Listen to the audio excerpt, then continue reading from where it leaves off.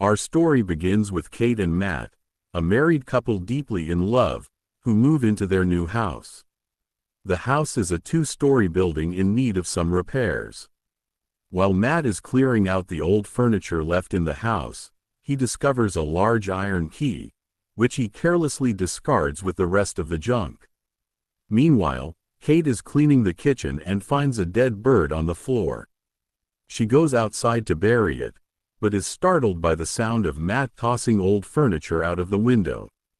When she returns to bury the bird, she finds it has disappeared. As Matt continues cleaning, he notices a door hidden behind wallpaper. After stripping the paper, he reveals a full door.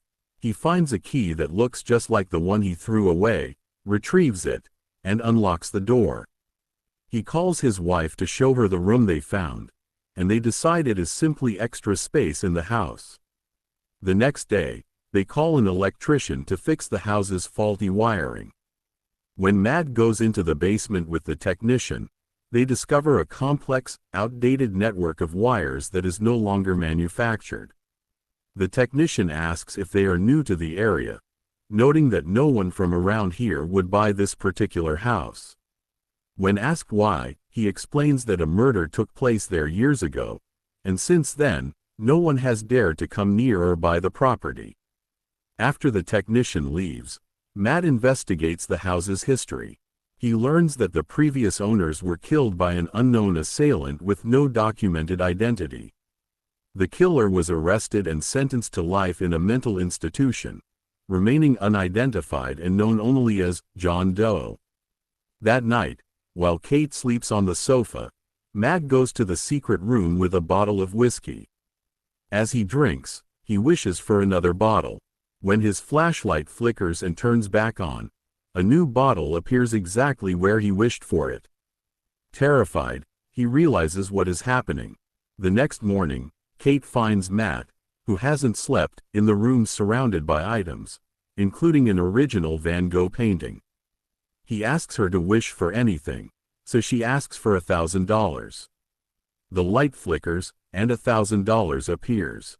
They spend the day wishing for everything they desire. Matt, an artist, even wishes for the work of famous artists to decorate their home. However, despite having everything they want, Kate still feels the void of not being a mother, especially after doctors told her that her chances of pregnancy are low due to 2 previous miscarriages. Matt tries to comfort her by setting up a nursery, but Kate is afraid to try again. Matt goes for a walk, and when he returns, he finds her holding a baby. He realizes the trouble she has caused, warning her that anything from the room is just an illusion. He forces her to try and make the baby disappear, but Kate, fearing the room will take the child away, begs Matt to do it. When he holds the child, he finds he cannot bear to get rid of it either, and they decide to keep the baby. Matt cannot stop thinking about John Doe, the killer. He reads that John Doe claimed the room itself drove him to commit his crime. Matt decides to visit the mental institution and, posing as a journalist, manages to speak with him.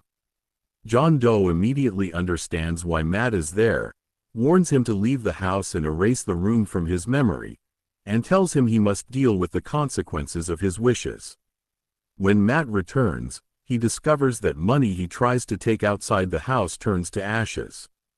He realizes that anything removed from the property ceases to exist. He tries to destroy the room, but finds that the walls are filled with the same complex wiring he saw in the basement. When Kate takes the baby outside, Matt watches in horror as the baby begins to age rapidly. He rushes out to bring the baby back inside, where it stops aging. Kate begins raising the baby, whom she names Shane, convincing him that he is sick and cannot leave the house. Matt becomes obsessed with the room, even arming himself for protection. Meanwhile, Kate becomes increasingly protective, even boarding up the windows. Eventually, Shane wanders into the room, which has transformed into a forest reflecting his own imagination. Matt locks the room, realizing Shane is becoming a danger. If he wishes for something like a dragon, they could all be destroyed. They receive a phone call from John Doe, who knows the house's number. John Doe explains that for an object created by the room to live naturally, the creator must die. This means Kate must die for Shane to live. Matt realizes that John Doe himself was born in the room and killed his parents to survive. Kate overhears the call. When Matt goes to find her, he finds she has fled. Left alone with Shane, Matt loses his temper and reveals to the boy that he is not real, that he has no parents, and that he is just a creation of the room. Shane, terrified, runs away. When Kate returns, Shane steals Matt's keys. The couple finds Shane has grown into a young man, holding Matt's gun. A struggle ensues. Kate is knocked unconscious, and during the fight, Matt claims he accidentally shot Shane and dragged his body outside to vanish. However, the real Matt wakes up unconscious in the house, realizing that Shane and Kate are still trapped inside the room. Shane has used the room to replicate the house and is now keeping Kate there. Matt breaks into the room and discovers the replication. He finds Kate, who is confused by the presence of two Matts. She eventually realizes which one is Shane and knocks him down the stairs. They manage to escape back into the real house.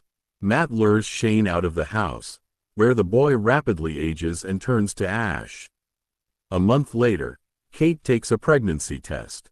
It is positive, but she is left in terror, wondering if the child is truly from Matt or if it is a creation of the room. Don't forget to subscribe to the channel and turn on notifications. Mr. A Stories channel.